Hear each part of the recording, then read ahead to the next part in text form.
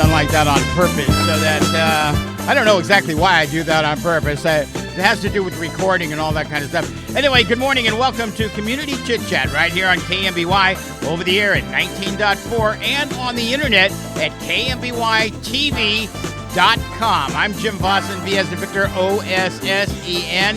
It is Saturday morning, 9 o'clock, and it is July 11th. 2020, my daughter's birthday. She's up in Portland. I just did that thing, I got to tell you, I've interviewed him before a couple of times, and I love when we get together. As long as he doesn't hurt me, I think we're fine. I want to introduce my guest today, if I may, Mr. Mel Mason. Good morning. How are you? Oh, good morning, Jim. Thanks for inviting me to kind of hang out with you today, and also just like to pass on my happy birthday greetings to your daughter. Oh, well, thank you very much. So, boy, has this been a year or has this been a year? Yes, it has, and still is. Yes, it still is.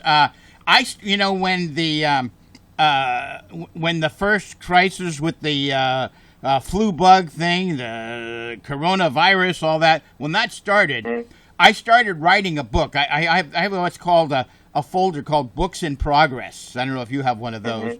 But, yes. And my title was going to be, remember the old movie, The Day the Earth Stood Still?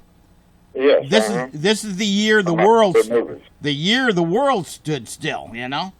So we've had a lot of things going on, a lot of pressure for everybody, individuals. Now, I told you to turn the speakers down on computer, but you should by now on the screen, you'll see what we've done. I've imposed your picture, and I am next to you in a little red box.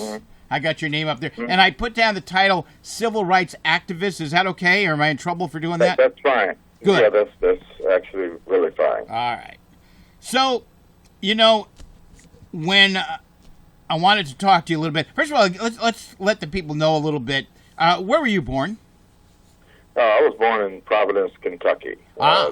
That was on January 7th, 1943. So okay. I was there until I was 13, and then my mom and I had moved out to California because her younger sister was married to a gentleman who was in the military. And they had never been apart, so my aunt kept calling her and saying, we want you to move out here, Mm-hmm. And so we finally did. My mom and my dad got divorced. My dad was in World War II, and he came home, and he was, according to all accounts and stuff, not the same, and we know today that we have a designation for what happened to him and stuff. It's called post-traumatic stress disorder. But back then they didn't have such a term, and they also didn't have treatment, especially, for black veterans coming back, who were not only coming back to racism just in and of itself, and in general, but also that there was no treatment for them and stuff. So my dad was, I just grew up thinking that he was just a crazy individual. Did he get injured physically at all? I'm sorry. Did he get injured physically in the war? No, his injury was mental. Was mental. I got you. Okay. And he had seen his whole platoon just about got wiped out. Oh boy. He was one of the very few that survived it. I think maybe he had survivor's guilt on top of a lot of other things and stuff. But just in general, the impact of that war, and as you know, black troops were separate from. From I was going to ask you about that. So oftentimes they were sent into the hottest battles, and then when the battles were won, then they would bring the white troops in and take the photos. So he went through all of that, and that became understandable for me. When I got older, what had happened to him, and basically he had gone and fought a war and basically lost his mind for a country that hated him. So that was something that I began to try to come to grips with and stuff when I got older and understood what had happened to him. But we moved out here in 1956. I was 13. That was also 2 years after the incorporation of Seaside. Right. So I basically grew up in Seaside. Our Seaside Chamber of Commerce was actually started in 1944. Yes, That's true. 10 years before the city actually became an official city. So you moved here to Seaside. Is that correct? Yes. Okay. Yeah, my my aunt and her husband, my uncle, were stationed out at Fort Ord, and so we came out here, and we actually lived in Seaside.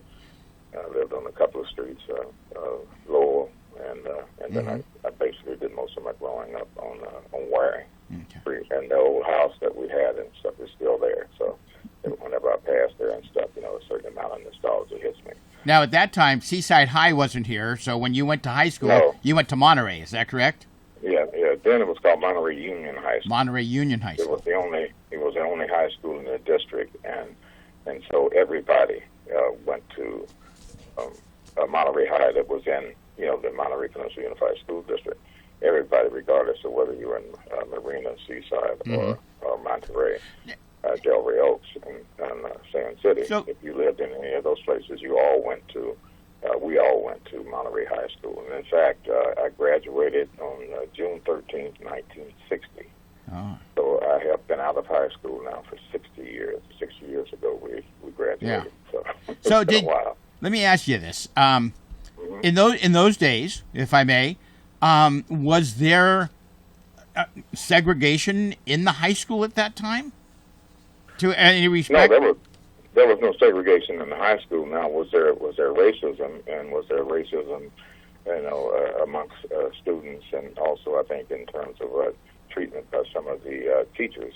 Yes, that was here, but the school itself was not segregated. It was a quote unquote integrated high school. And how now you became a star athlete? I know in basketball. Did you play football? Yes.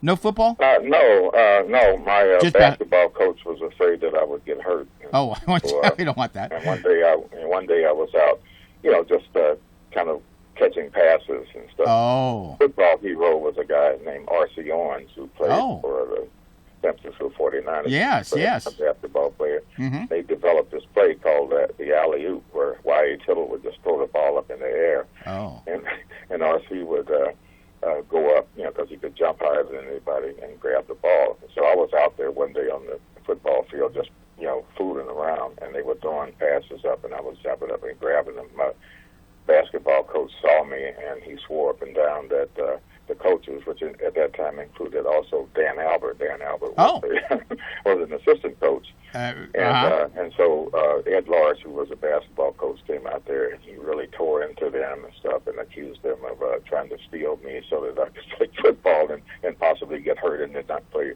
basketball. And then he took me inside the gym and made me run laps and stuff. I having the audacity to go out on the football field and stuff, So I played basketball. I did high jump and long jump, for track for a couple of years and stuff, but I wasn't, got fired up about doing that. But basketball was really my sport. They say we shrink as we get older. So how tall were you then? Do you remember? 6'2". 6'2". Yeah. Okay. And I still am. Oh, you are? Well, they say, because apparently Clint Eastwood has lost about 3 or 4 inches. Wow. They say that. I don't know where he lost it. Now, I could be wrong. Mm-hmm. Now, right. So you're going to school. What was, if I may, the percentage of blacks in your school? It wasn't 50-50, or it could have been. No, it wasn't that.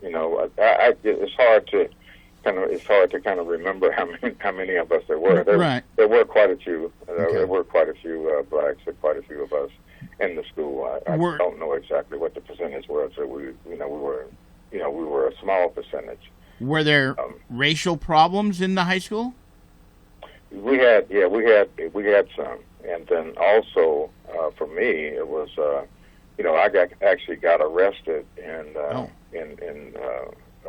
Pacific Grove. That was my junior year in high school, and I got arrested in Carmel for being supposedly looking suspicious. Well, the thing was that I was with some of my white teammates, and we went to Pacific Grove, for instance, and there was a rec center there, and so we went there, and as we were leaving, a police officer came up to me and basically separated me out from the rest of the guys and asked me what was I doing in Pacific Grove. And I told him I was just there. We were all here, coming over to the rec center. We shot pool, we did a whole bunch of other stuff. And I got arrested for, one, looking suspicious, and two, violation of curfew. Well, curfew at that time supposedly was around 10 o'clock. I don't know if it was quite 10 o'clock. But I got arrested, and then when some of my friends came up and said, "Hey, what are you doing? What are you doing to Mel?" And they told them, "Say, get out of here and go home. Otherwise, the same thing will happen to you." And so they basically, forced my teammates to leave. And at this time, you were about what, 16, 17? Yeah, I was about 16 then. Okay. And so then, so they took me into the station, and then I had to have them call my mom and then my stepfather. Mm-hmm. My mom and right. And they had to come pick me up.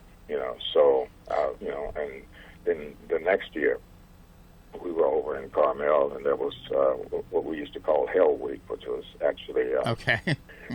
spring break. Were you in the city or the valley? It used to be Carmel City. Yeah. City, okay, And there were a lot of youngsters that came down here. Now, this was interesting because everybody was underage, right?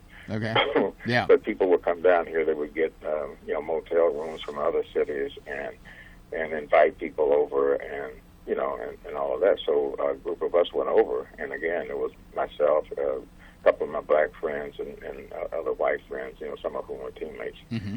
And so then I got singled out again, and for being, looking suspicious, which is something that I think the Supreme Court a few years later had outlawed.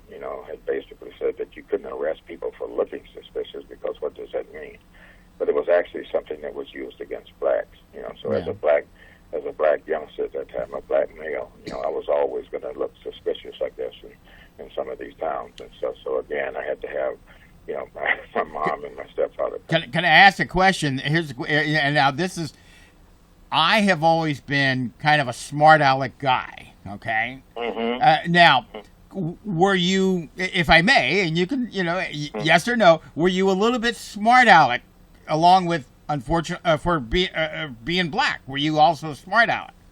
A little bit. Yeah, because yes, I was, because I thought it was it was unfair, and I couldn't get them to explain to me why it was that I was the one being taken down to the station instead of either all of us or none of us was really what I was saying. And of course, then you get told to shut up, and then you also realize that you're talking back to somebody with a gun. And so, common sense kind of at some point prevailed and stuff, but I was pretty, vociferous, if that's the right word, and stuff in terms of my, opposition to this differential treatment. I didn't use terms like that back then, but, that was the case. And I thought it was interesting over the years, when I became, civil rights advocate and activist, that I would bring up this experience, and then some of the old timers in those towns and stuff would always be uncomfortable, and they would say things like, "Well, Mel, that you have to realize the times." Mm-hmm. That has nothing to do with people being ill-treated. I understand. There's a time for ill-treatment. Let me ask you: Have you had a run-in, a similar situation in the last 10 years, by any chance? Can you think of any? No, and I think part of that is because I became an activist. I think people know me, and a lot of my activism was around police, misconduct and police brutality. Right, but you could have also been out vacationing in another town where maybe people don't know you, and I was just curious if you ever experienced anything, in the last 10 years, even 15 years, I don't know. In the last 10 years, no, but one thing that did happen to me, thanks to jogging my memory, and this was in the late 80s, we were trying to form, a group of us across the country were trying to form some kind of a black political formation, because I was in the Black Panther Party. Right. You know that. And the Black Panther Party had been basically destroyed by the government through its FBI, the use of this, what later became understood, and the decision was made by the Supreme Court, not the Supreme Court, but by a federal court, that the use of FBI tactics in the Black Panther Party and other organizations too, that the government and the rulers of this country didn't like, was actually illegal, not just unconstitutional, but illegal.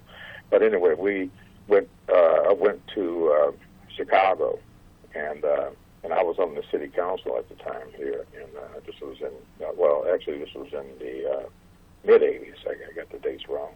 Pardon me, I'm getting old. That's right. But this was around 82, 83, and so I went to Chicago, and when I got to O'Hare International Airport, I was basically accosted by some federal agents and the airport police.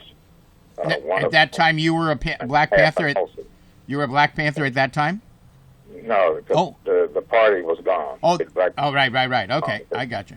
But we were there. We were having a black political convention. Gotcha. Okay. Interesting is that when this one federal officer came up to me, they were all in plain clothes except for the airport police, that he asked me, "Are you Mel Mason?" And I said, so who wants to know? And he pulls out a badge and he says, we're federal officers. And we have word from a reliable source that you are bringing in a large amount of narcotics from Seaside. And one, I thought it was hilarious, but two, I was actually really upset. And I just told him, and at that time also, Jim, I never checked baggage because I was concerned that something like that was going to happen. And so I didn't check my baggage, and then an officer came up apparently out of the baggage place, and whispered to this guy that was talking to me and says, he doesn't have any baggage, as if I could hear that. And then they wanted to, as they said, we don't know, Mr. Mason, that you are, an elected official in your hometown, and so we don't want to do anything to embarrass you in front of everybody. Well, there was nobody there that knew me. And he said, so if we could just, go out in the back of the terminal, and that way we can search you, and nobody will see it. And I said, well, you must think I'm crazy, because once I get back there, you're going to pull out something and say that you got it off me. And so I started talking to the crowd, because there was a crowd of people there standing around. And I was telling them, I said, now, I'm being stopped by these folks, and I want you to be here as witnesses and stuff, because there were some black people there, and one of them yelled out, what are you doing to the brother? And I said, well, what they're doing to me is that they're violating my constitutional rights. And so I had this kind of impromptu press conference and stuff with all of the people there. And this included black and white and brown people, and everybody was really concerned. And so at that point, the officers got kind of worried, and they said, "Well, do you have any drugs on you at all?" And I said, "What do you think?" And they said, "Okay, well, let's leave," because they saw the crowd there, and so they got ready to leave. And I said, wait a minute. I said, I want to see your badges again, because I need to take down your badge number and your name. And they didn't want to do it, but they finally did, because the crowd started yelling, show them your badge, show them. And so I got the names, and I looked at the badge, and it was from the Bureau of Alcohol and Tobacco and Firearms. And I said, wait a minute. I said, this is not in you guys' jurisdictional area. I said, you asked me about drugs. You didn't ask me about alcohol, tobacco, and firearms. They go, well, Mr. Mason, do you have any firearms on you? I said, get lost. So they left. And so when I got back to, got over to my hotel where a lot of us were staying, and I informed people of that. And so then we went back to O'Hare Airport the next day and held a press conference and denounced it, because we felt it was racist. because of the black political convention that we were having there in Chicago. And so the Bureau of Alcohol, Tobacco, and Firearms then issued a press release saying that they didn't know who these two people were, that probably they were imposters. Well, they were actually members of the department. I think that maybe they got fired. I don't know. But anyway, that's one of the things that happened over that time. It's I was going to start off with, let's do this. I didn't tell you earlier, but I'm going to take 2 1-minute breaks during our hour here, and I'm going to do one real quickly now, just be about a minute, and we'll come back and continue on. I want to, talk about the past, but also we need to talk about the present. Obviously, we've got some things going on, and anyway, let's do this. Let's take a break, and we will be right back with Mel Mason. I'm Jim Vossen. This is Community Chit Chat on KMBY, and we are going to, as soon as I figure out my controls, because it's all possible like that. Here we go. All right. Should be. There we go. All right. KMBY Monterey. Hi, Jim Vossen here for the Seaside Chamber of Commerce. If you're looking for a great place to eat in Seaside, like the Googie Grill on Del Monte near Canyon Del Rey, or the Wakatobi Japanese Grill at 1130 Fremont Boulevard, check out SeasideEatAndStay.com. If you're looking for a great place to stay in Seaside, like the Econo Lodge Bay Breeze Inn at 2049 Fremont Boulevard, or the Big Embassy Suites at the corner of Canyon Del Rey and Del Monte, check out SeasideEatAndStay.com. If you're looking for a new or used car, check out SeasideAutoDealers.com, where you'll find BMW of Monterey, Victory Toyota, Lexus Monterey Peninsula, and more. Check out SeasideAutoDealers.com. For more great information about Seaside, check out SeasideCalifornia.us. That's SeasideCalifornia.us. All of this and more brought to you by the Seaside Chamber of Commerce. Not a member? Join today. Call 394-6501. All right, we are back with Community Chit Chat right here on KMBY over the air at 19.4 and on the internet at KMBYTV.com. I have a special guest who I love to talk to, and I'd love to maybe sometime play ping pong with him. Mel Mason, how you doing? Do you ever play ping pong? Yes, I did. And I was fairly decent at it, I think. Well, I got to tell you. I did. I got to tell you, I grew up in San Francisco, and I went to the Boys and Girls Club over by the Haight-Ashbury district. Yes. I don't know if you'd ever seen it or not, but and at the time that I went, predominantly black. Okay, but I played ping pong, and I actually was able to hold my own. They were the big guys too. I think it was because I play left-handed. It throws it off. When you play left-handed, I think so. But let me tell you, those people were nothing compared to later when I had a Korean partner. You don't want to play ping pong with a Korean gentleman, okay? They like own the table. So, all right. So we're going to move up a little bit today, if we can. We've got a lot of things going on. There was a little bit of a demonstration yesterday, just a little bit before 7 o'clock, of about, I don't know, I'm going to say seemed like about 15 to 20 people. Small little gathering. They were coming up Del Monte from Canyon Del Rey, and they made a left turn to going down Broadway. Now, I couldn't help but notice, and that out of the people there, the majority of the people marching were white, were not black. Okay, the leader had one of these powered bullhorns stand there, and unfortunately, she needed to learn how to talk a little better. She was a white lady, and she was trying to say Black Matters, Black Lives Matter. Okay, and she is doing it She sounded like she had marbles in her mouth. It wasn't coming out very good. I'm sorry. I apologize. But, okay. you know, I wanted to take my bullhorn and correct her, but I didn't do that. You know. Mm-hmm. But, and I know I probably told you this before. I can never know what it's like to be black. Yes. You know? And so sometimes it's hard to understand everything regarding, because I'm not. And you know, not knowing sufferings that are going on. My opinion from I'm 70 years old now. My opinion is that I think, now it doesn't appear to it today, but it seems that things are better than they were 10, 15, 20, 30, 40 years ago. Would you agree with that, or are we are we thinking differently?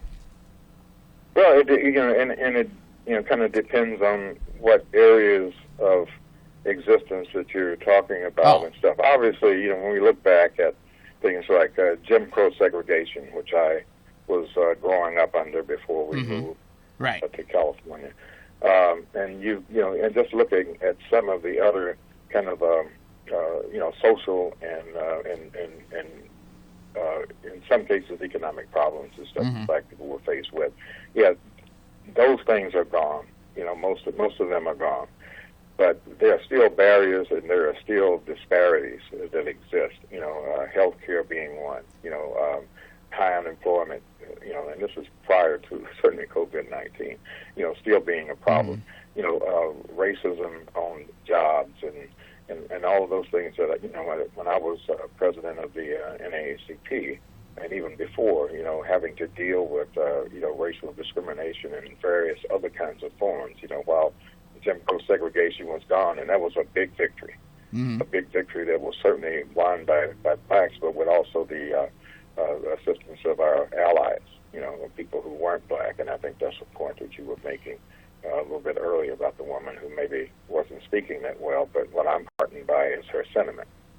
Yeah. And so to be an ally maybe doesn't mean that you have to have perfect diction, but you have to have perfect feelings about being human and everybody being human beings. So there are certain, there are obviously some things that don't exist anymore, but there are still remnants of a lot of things that are still problematic for black people, and police brutality has never ceased.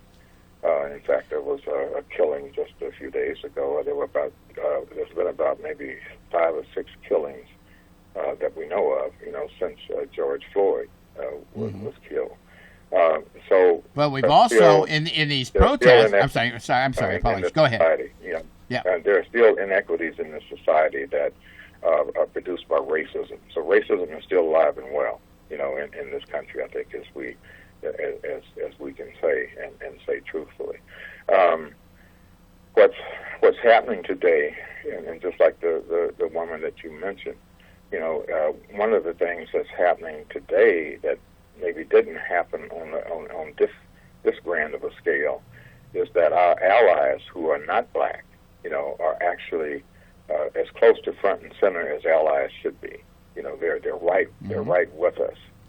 And so when we saw the killing, as I point out often, it's not that police just started killing black people. That's been going on for decades and decades and decades. I think what was significant this time is that we actually were able to see a man, George Floyd, a black man's life being snuffed out right in front of our eyes. Now, there have been other killings. This youngster, Tamir Rice, was 9 years old, shot and killed in a park by a cop. This black man in North Carolina who was running from the cops, didn't have a gun, shot in the back. And we've had other instances. This young man. Wait, excuse me. I'm sorry. Are you talking about the gentleman that had grabbed the officer's phaser? No, I'm not talking about him. This is going Oh, back. this is a different thing. I'm sorry. Okay. Maybe 2 or 3 years ago. Okay. But he was shot in the back. This young man that was Okay. walking away from the police in Chicago, shot, quite a few times. But what we didn't see was them actually die. When the videos made it to the news media, they froze it at the moment right before the person hit the ground. But with this video with George Floyd, we saw the whole thing. Right. Yeah, I know. And Yeah. then we saw him, his life just being completely snuffed out. I can't breathe. And then seeing him actually die. It was no doubt that he was dead then. And so I think that had a lot to do with then, we actually saw a person's life leave him as a result of somebody brutalizing him. And so to me, that is one of the main reasons why this kicked off. Now, some people say that this was the straw that broke the camel's back. Well, I think that was, I think that was the case as well. But you actually saw him die, and that was something that we hadn't seen before. And so then there was this groundswell that happened after that. And but unbeknownst to people, Breonna Taylor in Louisville was killed days before him, and then there was a person killed right after George Floyd, and also in Louisville, who didn't live that far from Breonna Taylor, who actually owned a restaurant there where he used to give police free dinners. He was killed. And then, we've had other killings since then. And we need to pay attention to that.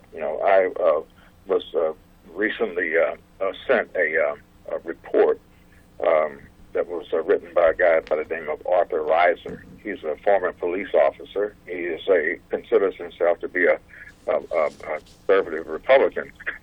Actually, did he did a piece on policing in the United States, and he was really, really critical. He said that along with racism, that there is a siege mentality that's been implanted in just about all of the police departments in the country. And while there's no policy, there's no written policy about you must have a siege mentality. This is what's promoted to these officers. Now, he mentioned also in Minneapolis, where George Floyd was horribly murdered, that the police actually came out with a flag. Now, if President Trump wants to get on somebody about desecrating a flag, this is desecration. They have the flag is not red, white, and blue. It's black and white, and so the stars are white. There's white stripes, and then in the middle of the flag there is a thick blue line that separates the stars from the black stripes. Now, whose flag was this? But this was something that the Minneapolis police had created to show that they were the blue line that stood between blacks, and the safety of white people. Huh. So he was fairly horrified to see that, but a lot of people didn't see it. But they were flying it. They had people who support the police who were out there that were like saluting this flag, which is. Well, sometimes some things are. When you look at the George Floyd thing, and here's this guy with his knee on his neck and such. Mm-hmm. Granted, that guy could be considered racist. I understand that, but I got to tell you, he's also got to be considered one of the stupidest guys that I've ever seen to be doing that. And the other officers stupid too for standing by there, and because they know they're being videoed. What? Yeah. How stupid? That's stupid. Right. Well, it is, and it also, I think, speaks to how somebody like this guy Chauvin sees himself as being white, as being all powerful, and that nothing can touch him. This is a guy that had about 21 other complaints. Right. I understand it. Most of which were about wrongful use of force. This guy is still on the police department, so he feels he probably saw himself as being invincible. And so, and then the other guys who were there, I think, are also products of a culture in the police department. None of them were going to challenge him because he was the senior officer, even though he was doing something wrong, which eventually ended up in him murdering somebody. That these guys were just going to stand there and not challenge him in any way, because the culture in the police department is that you don't do that. Yeah. So and so when we talk about things like defunding the police, and we hear that, and I'm concerned sometimes when people say that and then they don't really have a concrete alternative plan happen and what happens afterwards. Yeah. But for me, there has to be some emphasis placed on changing the culture, in police departments.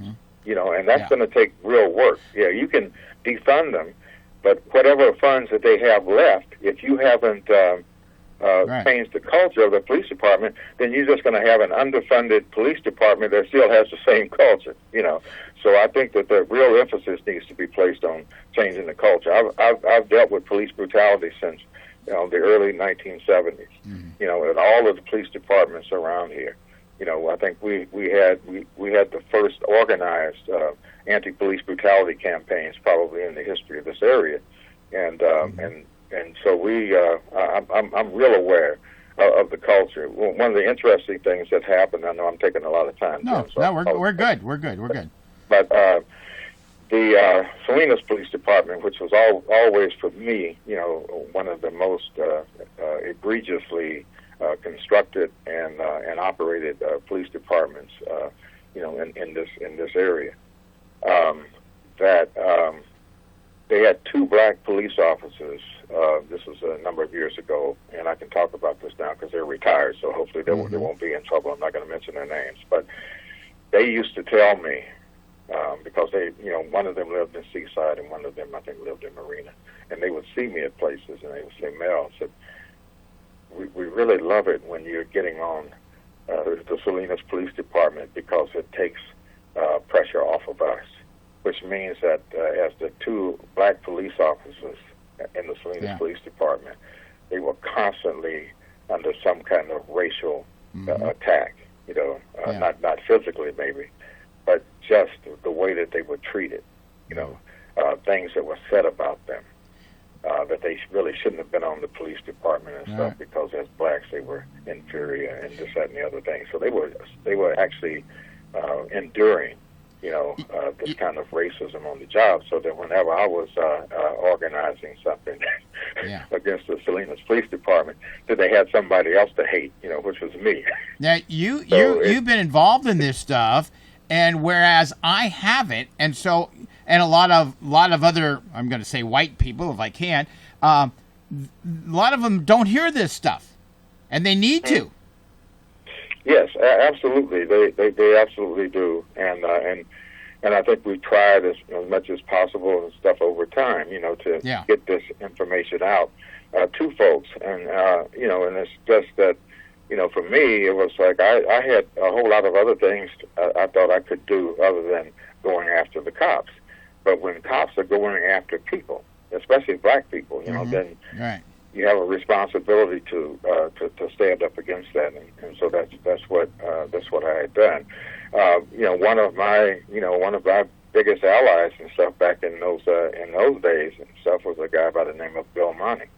Bill Monning. Last I heard, Bill was white, but Bill and I, were activists together and stuff. And I've met him. He is white. Long before he decided to become an elected official and a politician. So we had allies, all the time. We had allies, and allies are incredibly important. I learned that when I was in the Black Panther Party, building coalitions, amongst people across ethnicities and stuff was something that was really, really valuable to the Black Panther Party and was something that stayed with me.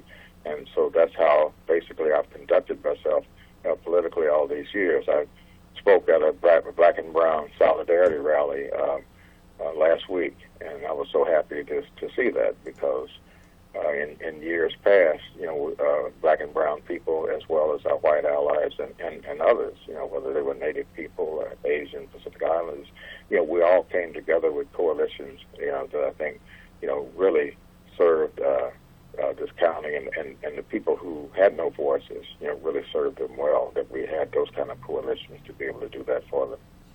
All right. I got one of my thoughts has always bothered me. In the Constitution. Yes. That part where kind of right at the beginning where it says, "And all men are created equal." Yes. First of all, now did they purposely exclude women at that time? Now, yes. And when you say all men, I would think that would include blacks, Chinese, Mexicans, everybody with that term, but they didn't say women. It would be nice if it said all men and women were created, because if I'm not mistaken, I think that there were a lot of areas, communities and such, where blacks were allowed to vote before women were allowed to vote. Am I correct on that? Yeah, there were some places, not many. Not many. Okay. That were able to do that, but also women couldn't vote, which meant that black women couldn't vote either. Yeah. And I know that with Sojourner Truth, for instance, some people may know that name. One of her criticisms of actually the women's suffrage movement, suffrage movement, as they called it then, was that they didn't place any, they actually didn't even raise the issue of black women. And so she was at odds with the folks who were in the leadership of that. But the thing is that, as Frederick Douglass pointed out, the hypocrisy, not just the contradiction, but the hypocrisy of somebody who wrote those words. The person who wrote those words was Thomas Jefferson. Thomas Jefferson had slaves. Okay. Yeah. George Washington had slaves. Wasn't there also a couple of weren't there a couple of African Americans that had plantations of their own and had their own slaves? Is that not true? That's and that was that's true. Even and it's not good. We don't gloss that over. By saying that this was about equality. So you had equality in terms of being a slaveholder. That happened. It also happened with some native tribes. I'm part Cherokee. The Cherokee there was a group of Cherokee that had slaves. Okay. And so a lot of people don't know that, and that on the Trail of Tears, yes, there was Cherokees who were my people. That's my blood too. But they also had slaves that went on the Trail of Tears with it. Didn't we have Chinese slaves that were part of building the railroads? Am I wrong on that? Yeah, they weren't called slaves. I mean, it's they probably should have been. I see. Because they didn't have, once they came, they didn't have the option of saying, well, you know what, I think I'll just quit. That didn't happen. Okay. And then you had these these anti-Asian laws that were passed and stuff, which were really horrific as well. One of the things that that I've always been concerned about too is and you're talking about amendments to the Constitution, but or maybe we weren't, but now we're going to the 13th. Okay, the 13th Amendment to the Constitution, which a lot of people said outlaws slavery. If you actually read it, what it says is that slavery and indentured servitude are basically abolished or prohibited. Okay. And then there's the big one. Theft. Oh, I'm sorry. What? When you are convicted and and go to prison. Okay, so when we talk about mass incarceration, especially of black and brown people, then we can actually see that that's kind of rooted, in the 13th Amendment. So at least one of its roots is in the 13th Amendment. Because what happens when you go to prison, and of course we can make the cases of like a lot of black people, especially being wrongfully convicted. That what happens to you when you get in there and stuff is basically slavery. It's servitude to a certain extent, but it's actually slavery, I think. And so that this exception, why did the 13th Amendment say except? Why didn't it just say slavery and indentured servitude is abolished, period, without the except? Well, now you're going to make me go read that. Okay, I'm going to have to go read that now. Okay. Yeah. So go read it. I sure. Well, that's another thing too. By the way, a lot of the people. I'm gonna. Oh, let me get to this other question here. Why is it though? And help me with this. Why is, and you've probably been asked this before. In Chicago, why is the crime rate, the murder rate, so high? And those are murder rates of blacks against blacks. Why is that like that? Do you know? It's basically what we're talking about, and it's not and it's not good. And I'm absolutely not going to glorify anything like that. That's horrible. Right. It's something that we have a responsibility to not just address, but to eradicate. But we also have to look at the fact that there is something called crimes of proximity. So if you take people who are historically underserved, historically victimized, and then put all in one place, because we're talking about west, the west side in Chicago. I have cousins and I have my late uncle who lived there. They didn't live in that particular part of town, but they were familiar with it. But the west side, is purely, if you go there, and I was there not too long ago, after my uncle passed away, and then I went back, but I actually went through the west side. And what you see is the worst slums, the worst, conditions economically. You also see an overage of police, and so if there's an overage of police, how do these bad things happen? But then there are the cases of police brutality that happens and stuff as well. Yeah. It's like the police are not really there to serve and protect the community. They're there. It's all, if you go there and if you sit on any street corner, you can see cop cars just going back and forth, back and forth. They're not out there, trying to help, in any way the community. They're basically as, almost like an occupying army. We need to change that somehow. They're not, but they're not there to stop anything. And I think that they live off of the crime that happens. Now, there've been examples of other groups of people, including whites, who live in those kinds of situations and stuff. So you have what I guess you could call white-on-white crime, crime, But if you take a poor group of people who have been subjugated to all kinds of discrimination, placed in one area where you have everybody living in that area that is of the same socioeconomic background, which is low, and have all of the problems and stuff that come with that, then you're going to have people going after each other. Where are they going to go? Are they going to go over into the suburbs and commit crimes? No, they're going to commit crimes where they are. That's why we call them crimes of proximity. And this is in no way to excuse, black people, killing each other or anything like that. There's no, this is not to excuse black, brown, white, red, or yellow people who are corralled up in places like that. We understand it, but we don't approve of it.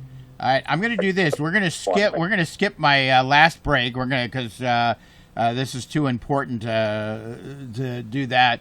So we're going to continue on, but I don't have too much time left. But I'd like to, I'd like to get you back. We should be doing this on a regular basis because more people that know, more people that get educated, I think can't hurt, right? Right, absolutely. Absolutely. So I just. And I want to throw something. We might have discussed this before. I always ask myself, am I prejudiced? And I'm sure a lot of people do. The first answer I want to say, of course I'm not. And then if you think deeply about things, growing up and everything, there's something there that it can't be directly answered. I too hard to try to explain. I don't know, something that maybe it's just growing up and just a feeling, Yeah. Does that make sense at all? Well, Yeah, it absolutely does. And for me, if someone has the temerity, if that's the right word, to even ask themselves that question, that's progress.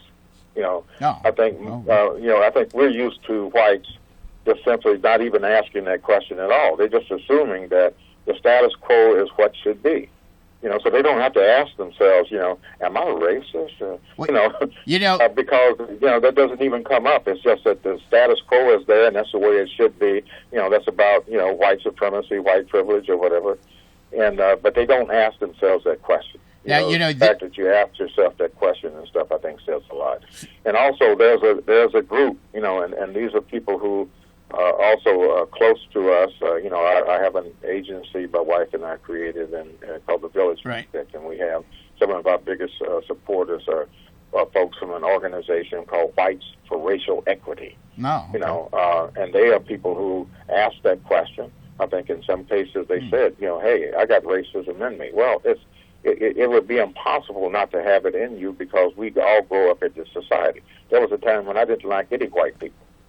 Right. That was a result certainly of some of the treatment that I had either received myself or saw other blacks receive over the years with the lead chicks and all of that. And my basketball career came to an end because of a white coach up at Oregon State University. And we had a big struggle over racism. I lost my scholarship, and my career was over. And so when I came out of there and stuff, I absolutely didn't like white people, and but that changes over time, and you start to see that there were allies and everything. The Black Panther Party really helped me in that regard, because then I was able to start seeing people for being people who were out there struggling and risking their lives just like we were, for the cause that we had and everything. So that changed me. Well, you brought up in a term Antifa, this organization. I have a problem with them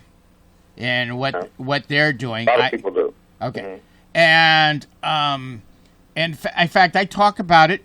I created a website a while back called mythoughtsandideas.com.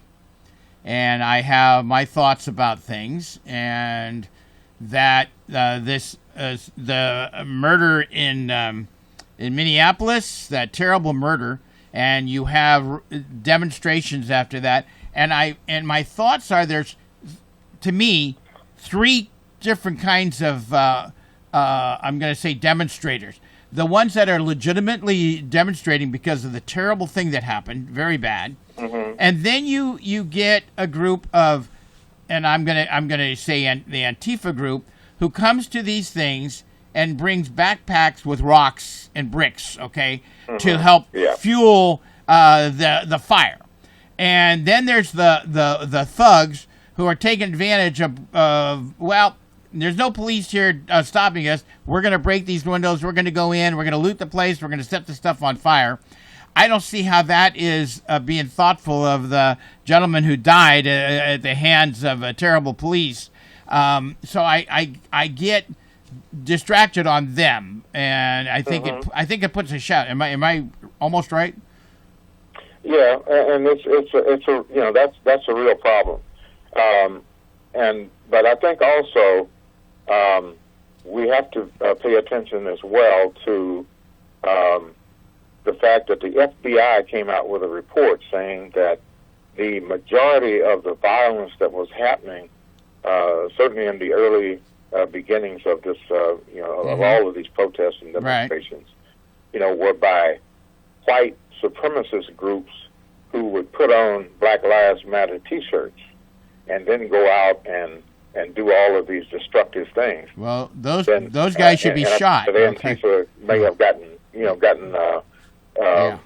blamed for something that they may not have done. I'm not saying I know for certain, but I do know that the FBI came out with a report, and there were statements that they had made that they had concrete evidence that white supremacist groups were portraying themselves as Black Lives Matter supporters, that they were going out and doing all this destructive stuff.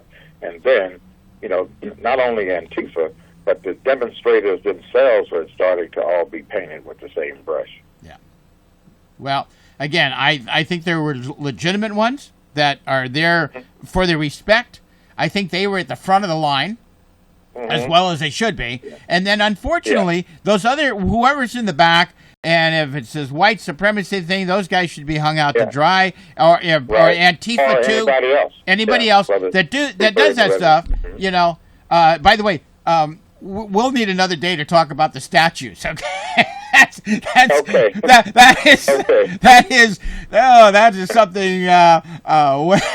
I'm sorry. Right, that's it. You know, and this is happening all over the world too. You know, I mean, you know, and where everybody is, you know, who had, you know, that racist history and stuff. You know, those statues are being either threatened or being taken down and stuff. You know, and so we could talk more about that and stuff at another time. Yeah, you know, so I want to thank you very much. Again, I record this. This is live now, but I record it, and it should be edited today and put up on our YouTube channel. And I'll send you a link, and you can send that around to all your white friends. No, stop it, Jim.